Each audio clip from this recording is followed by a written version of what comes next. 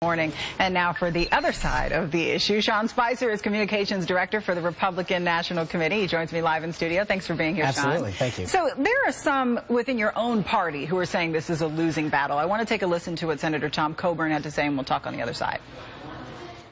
It's not a tactic that we can actually carry out and be successful. The answer now in the Senate by those who propose this strategy is to filibuster the very bill they said they wanted.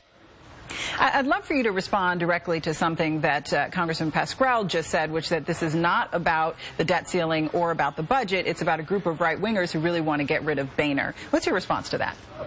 Boehner was the one who led the vote the other day to defund Obamacare. So I think the Speaker is actually implementing the will of the House, which is in fact the will of the American people right now.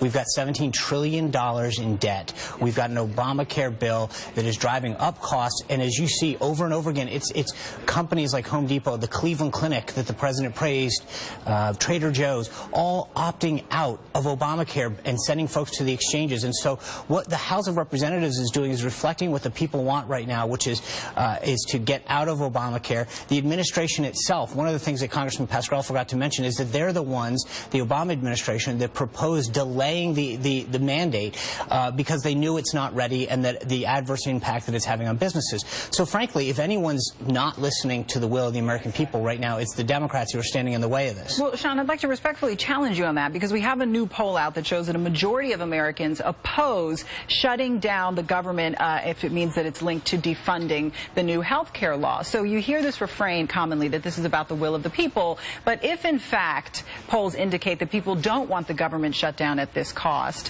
why is the GOP staking so much in this fight? But the question you ask is, we're not defunding, we're not proposing closing down the government. We are, with the bill that Speaker Boehner and House Republicans passed last Friday, said fully fund the government, every service except for that piece of Obamacare.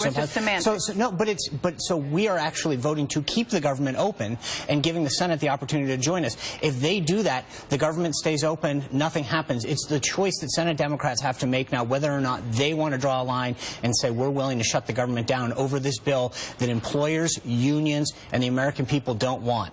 I want to get to the role of Senator Ted Cruz because I think it's fair to say that he's been leading the charge on this. And a GQ profile of Cruz suggests that he has now embraced the term wacko bird that has been leveled against him by fellow Republican John McCain. He's also been, quote, likened to Joe McCarthy, accused of behaving like a schoolyard bully and smeared by senior members of his own party. Now, even if this whole thing blows up in the GOP's face, he still could end up a political martyr. Is this really about his political success and survival, or is this about what's best for the party?